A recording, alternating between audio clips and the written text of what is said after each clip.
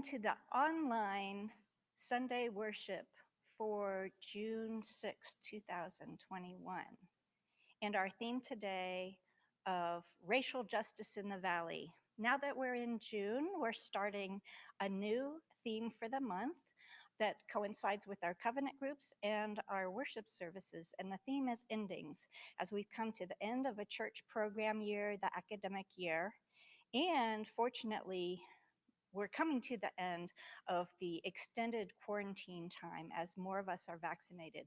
And here at church, we're preparing actually over the summer months to start doing a combination of live services at the church on Sunday mornings and pre-recorded services. We'll be alternating a little bit until we get our system down for having everybody back at church safely and able to do the services in the way that we would like. So thank you for joining us today. We're also, as a part of Pride, or as a part of June, celebrating Pride Month, and the theme of endings also relates to our hope for the ending of discrimination in all forms, especially in our country, as it relates to Pride Month, but of course, issues of racial injustice. Our opening words are by the Unitarian Universalist minister, Vincent Silliman. Let religion be to us life and joy. Let it be a voice of renewing challenge to the best we have and may be. Let it be a call to generous action. Let religion be to us a dissatisfaction with things that are, which bids us serve more eagerly the true and the right. Let it be a sorrow that opens us up for the way of sympathy, understanding, and service to a suffering humanity. Let religion be to us the wonder and lure of that which is only partly known and understood. An eye that glories in nature's majesty and beauty, and a heart that rejoices in deeds of kindness and courage. Let religion be to us security and serenity because of its truth and beauty, its enduring worth and power in the loyalties in which it engenders. Let it be to us hope and purpose and a discovering of opportunities to express our best through daily tasks. Religion uniting us with all that is admirable in human beings everywhere, holding before our eyes a prospect of a better life for humankind, which each may help to make actual. Thank you for joining us today.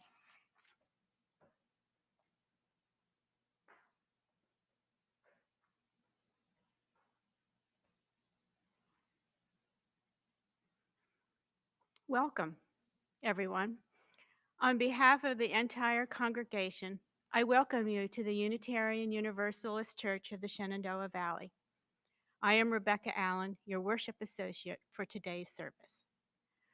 We gather together with our doubts as well as our convictions, with our fears and our hopes, with our failures and our aspirations, with our sorrows and our joys. Whether you are joining us today for the first time or you have been a member or friend for many years, we are glad you are here. Whatever faiths you have known, if any, whatever your background, whoever you are, whomever you love, however you arrive here, you are welcome. Now, as Annette comes forward, let us all say together from our homes the words for lighting our chalice.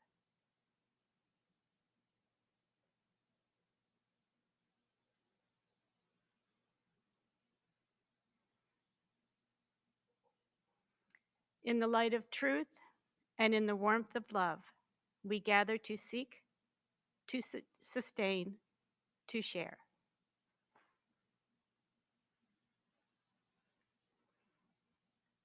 And now I invite you to join with us as we say our covenant. Love is the spirit of this church. The quest for truth is its sacrament. To dwell together in peace, to seek the truth in freedom, and to help our neighbor. To these ends, we covenant one with another.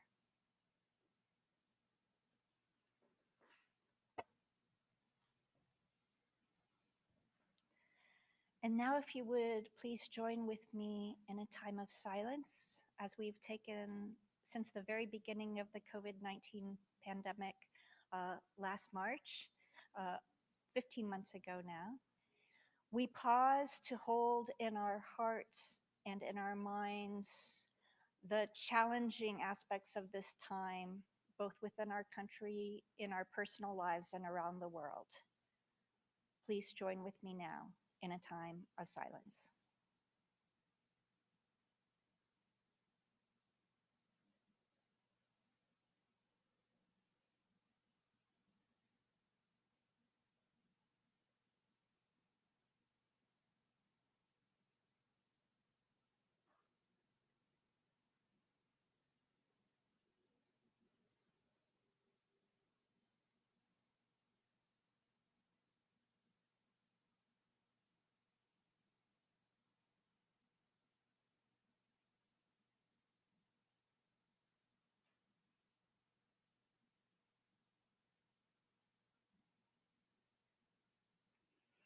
As we move back into the realm of social activities again in the coming weeks and months, may each of us have the compassion and courage to continue moving forward with awareness of those who are still at risk and vulnerable.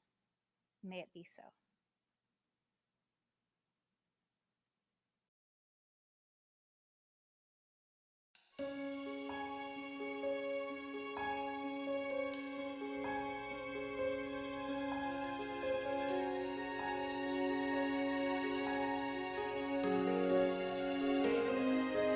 There is more love somewhere.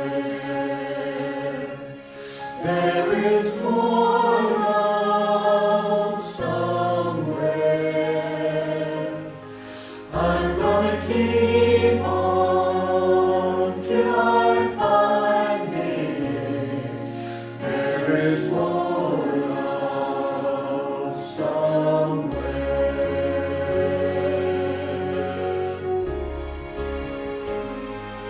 There is more hope somewhere. There is more hope somewhere. I'm gonna keep on till I find it. There is more hope somewhere.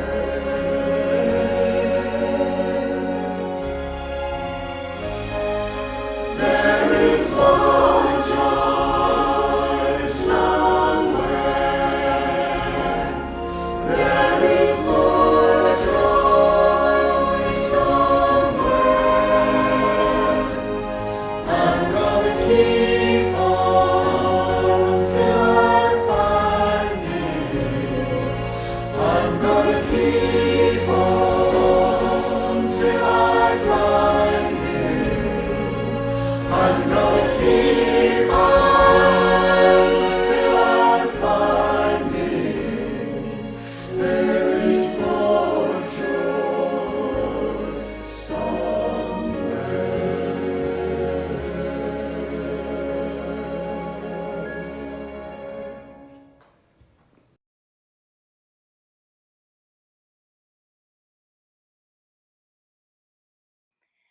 As today's service and message is building on a couple of recent Sunday services, one called Bearing Witness for Justice and another called Reckoning, I wanted to share a couple of short readings that you've heard in recent weeks to help set up the message for today of racial justice in the Valley. The first is by Paul Robeson, the Black singer and activist with a gorgeous voice. His words, I shall take my voice wherever there are those who want to hear the melody of freedom or the words that might inspire hope and courage in the face of despair and fear. The song of freedom must prevail. The second reading by Adrienne Rich. My heart is moved by all I cannot save. So much has been destroyed. I have to cast my lot with those who, age after age, perversely and with no extraordinary power, reconstitute the world.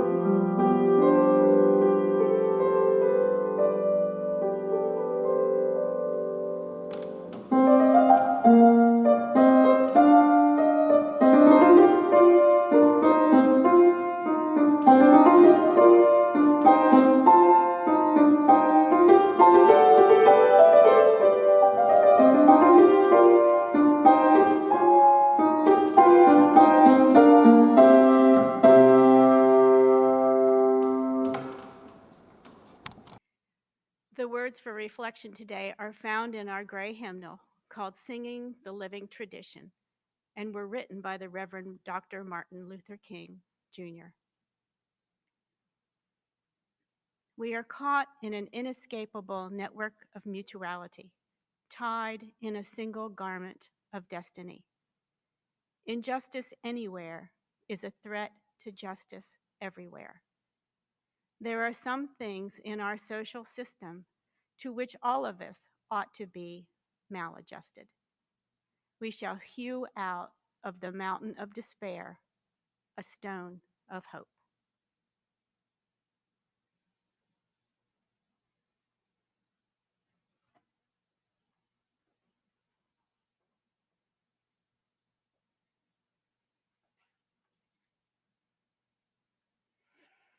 We who believe in freedom cannot rest. We who believe in freedom cannot rest until it comes. Until the killing of Black men, Black mothers' sons, is as important as the killing of white men, white mothers' sons. We who believe in freedom cannot rest. We who believe in freedom cannot rest until it comes. These lyrics are based in the words of the civil rights pioneer, Ella Baker. The song, called Ella's Song, was written by Dr. Bernice Johnson Reagan, the founding member of the African American women's a cappella singing group called Sweet Honey in the Rock. In the summer of 2013, I attended the annual General Assembly of the Unitarian Association in Louisville, Kentucky. At the time, I was 2 years into the coursework for a doctorate of ministry with a focus on racial justice. When I arrived back home in Pensacola, where I was serving a UU congregation, I saw the local news coverage that Black high school students led a silent protest at Pensacola's Martin Luther King Jr. Plaza in the aftermath of the acquittal of George Zimmerman in the death of Trayvon Martin. Many of the students carried signs that said, I am Trayvon. You may recall that the 17-year-old Trayvon Martin was fatally shot by a self-appointed neighborhood watchman, George Zimmerman, in February 2012, a full 17 months before the acquittal decision. Trayvon Martin was returning to his father's fiance's house in Sanford, Florida, with a packet of Skittles that he'd bought from a local convenience store when George Zimmerman confronted him, a confrontation that led to Trayvon's death. Many people think that the Black Lives Matter movement began after the death of Michael Brown in Ferguson, Missouri, just outside of St. Louis in 2014, the same year that Eric Garner died as a result of a chokehold in police custody on a sidewalk in Staten Island, New York. But the Black Lives Matter movement had begun earlier than that with the leadership of Black mothers who had lost their sons, sparked by the death of Trayvon Martin, including his own mother. Black Lives Matter is a decentralized social and political movement protesting against incidents of police brutality and all racially motivated violence against Black people. The Black Lives Matter movement gained significant momentum after the deaths of Brown and Garner in 2014 and maintained visibility in a tragic stream of deaths in subsequent years that have included Black women as well, such as Sandra Bland in Texas and Breonna Taylor in Louisville, Kentucky. As a Unitarian Universalist minister, I became involved in Pensacola protests in 2014, following the capable and inspiring lead of local Black organizers under their chosen name of From Pensacola with Love. This leadership group was comprised of predominantly young women, a few young men, and joined by longtime civil rights activist nationally known, the Reverend H.K. Matthews, who is still active even well into his 90s. And by the way, he's still active even now. He was still active then in his 80s, and he's still active now even in his 90s. In fact, with the belated national recognition of the Tulsa Massacre, or what was also known as Black Wall Street 100 years ago, I wanted to mention that similar to Tulsa, at one time, Pensacola had a thriving African-American commercial community and a majority population of African Americans until white acts of terrorism made it no longer possible. Like Tulsa, most Pensacola residents, both Black and white, are still unaware of this history. If you haven't noticed, though, there is a new generation of racial justice activists and a growing number of older folks as well. A year ago, with the excruciating death of George Floyd under the knee of the police officer Derek Chauvin in Minneapolis, which was witnessed by the whole country and the whole world, sparked again an even greater movement, thanks to the camera phone of a brave teenage girl who just happened to be there on that day. The past year since George Floyd's death, this movement for Black lives, which is a term that's applied to local permutations of grassroots organizers across the country, has gained a momentum of outrage resulting in what could have resulted in a tide-turning decision to hold the officer involved for Floyd's death criminally accountable. It may be a tide-turning decision, but frankly, it's too soon to know for sure. After the death of George Floyd early last summer, Winchester had its own public protests with leadership of local Black organizers who chose the name of I Can't Breathe for their grassroots movement.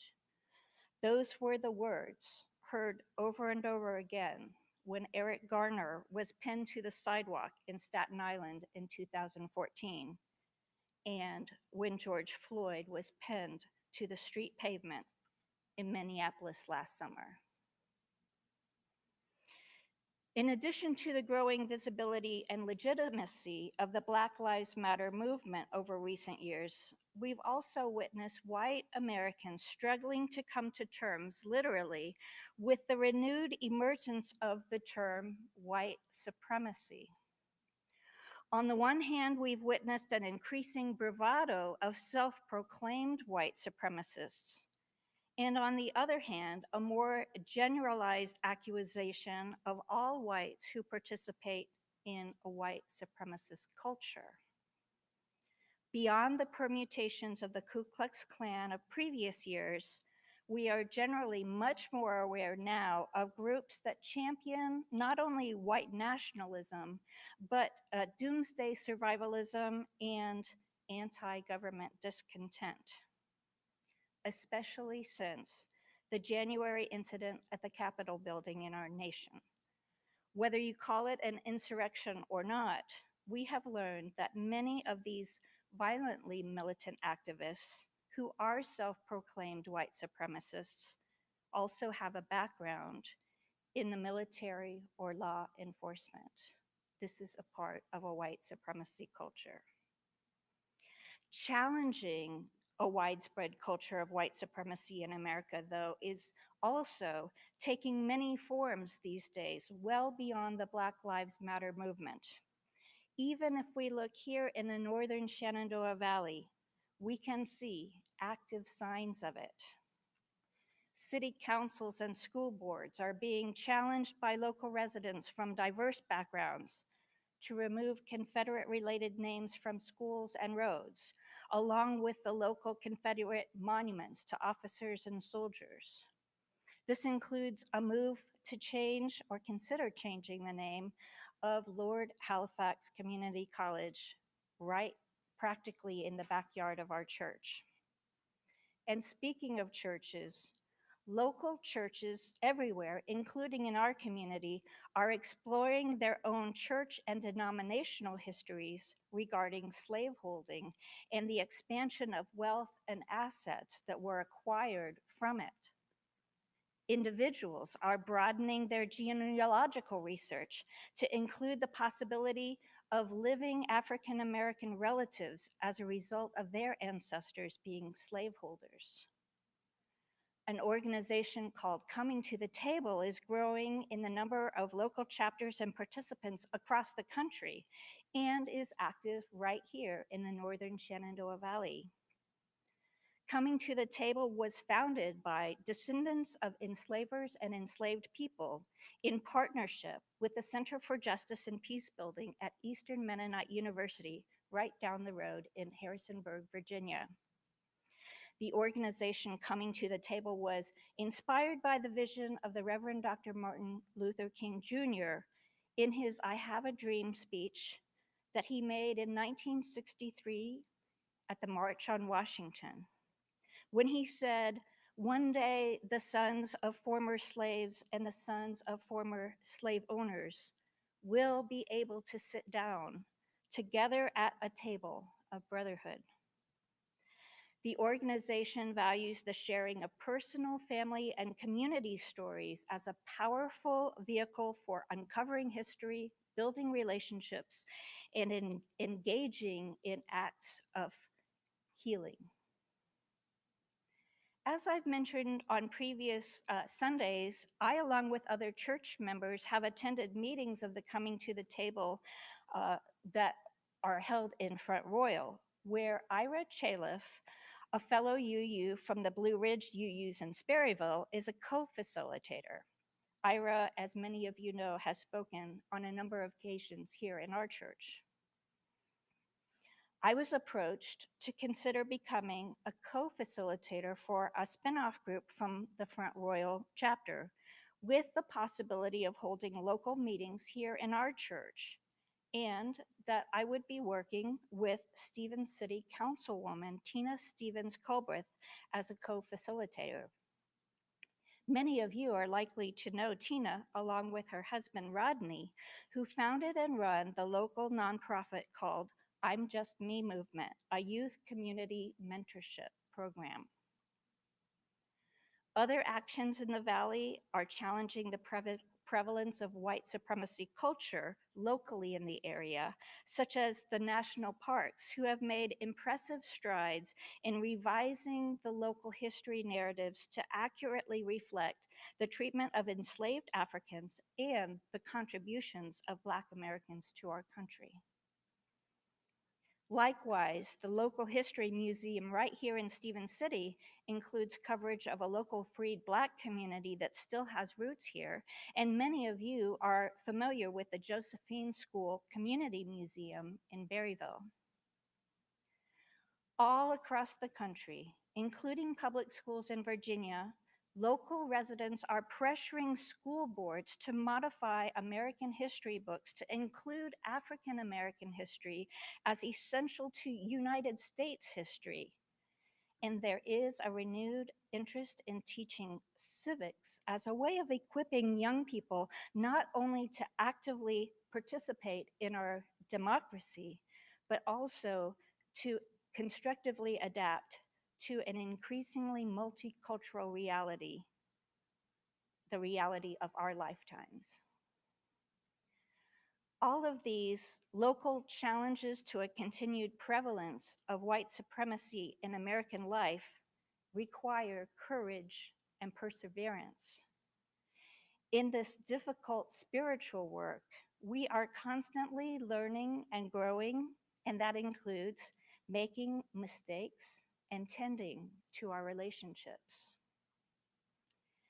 Did any of you happen to see in the news coverage of the recent Memorial Day holiday where the retired Lieutenant Colonel Bernard Kempter had his microphone turned off during his keynote address of a Memorial Day American Legion observance in Hudson, Ohio? I almost said Hawaii, Ohio. The 77-year-old officer, when he began sharing the history of the Memorial Day observance as it began historically with former slaves, his microphone was turned off. The history is that on May 1st, 1865, in Charleston, South Carolina, former slaves gathered to honor 257 dead Union soldiers who had been buried in a mass grave in a Confederate prison camp. The former slaves dug up the bodies and worked for 2 weeks to give them a proper burial as gratitude for their fighting for their freedom. They then held the first Memorial Day parade that had 10,000 people, and it was led by 2,800 Black children. In the parade, they marched, sang, and celebrated. Lieutenant Colonel Kempter mentioned that the assembled Blacks for that parade, one of the songs was John Brown's Body. And he wanted to make the note that it was in Hudson, Ohio, that John Brown denounced slavery for the first time when he was visiting family there in 1837 and had learned of a local injustice. And of course, we here have our own local history, being so close to Harper's Ferry with John Brown.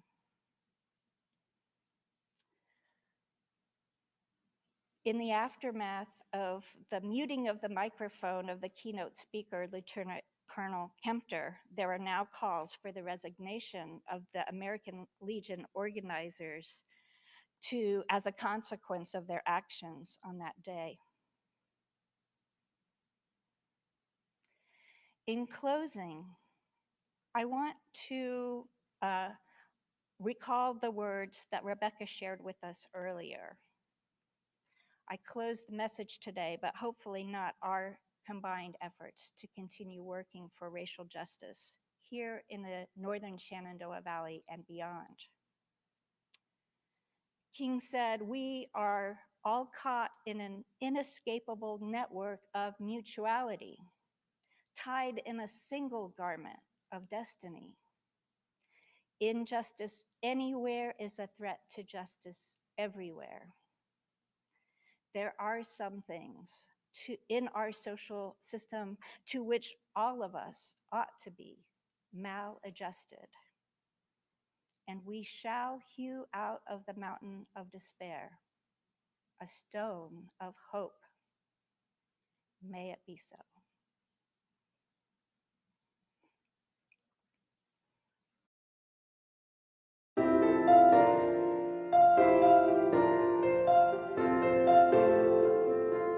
Lift every voice and let us sing. In every soul, let freedom ring. From every soul comes a noble dream. Let justice roll like a mighty stream, like a mighty stream, like a mighty stream, like a mighty stream. Let justice roll, let justice roll, let justice roll like a mighty stream.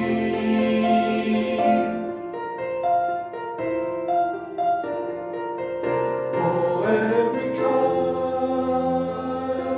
will overcome. When every child beneath the sun, and every soul shall live as one. The noble dream has just begun. Like a mighty stream, like a mighty stream, like a mighty stream.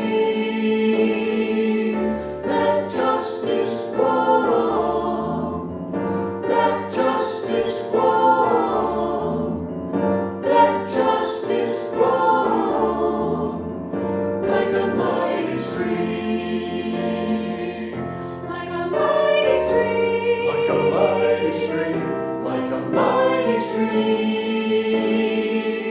Let justice roll, let justice roll, let justice roll like a mighty stream.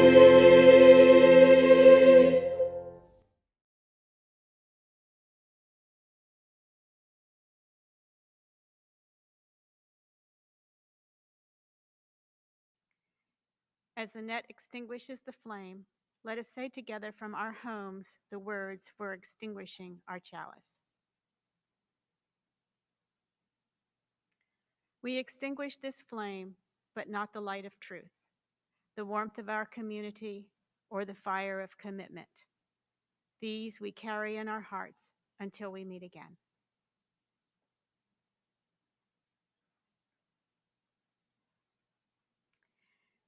The purpose of the church is to encourage all who gather to grow more generous in spirit and in action. We hope you will consider making an offering after today's service through our webpage, uushenandoah.org. This will allow us to exercise the generosity of spirit for this self-supporting church and its many ministries which continue while we are not able to be physically together. We invite you to join our church community at noon at our virtual post-service gathering for joys and concerns, followed by our coffee hour conversations in smaller breakout groups. The Zoom link is found in your UUCSB email. Thank you for joining us today.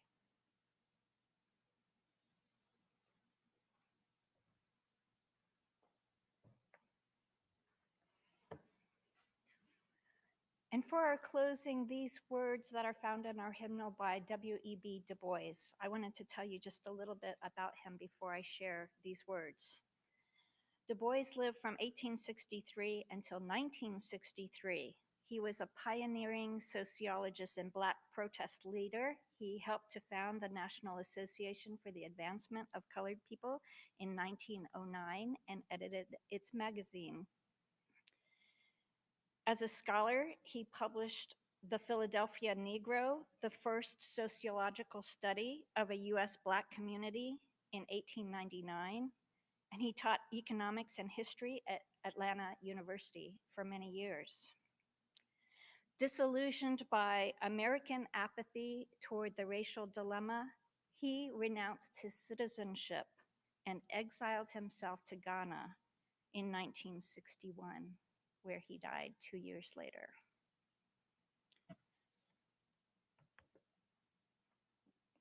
The prayer for our souls is a petition for persistence, not for the one good deed or single thought, but deed on deed and thought on thought, until day calling unto day shall make a life worth living.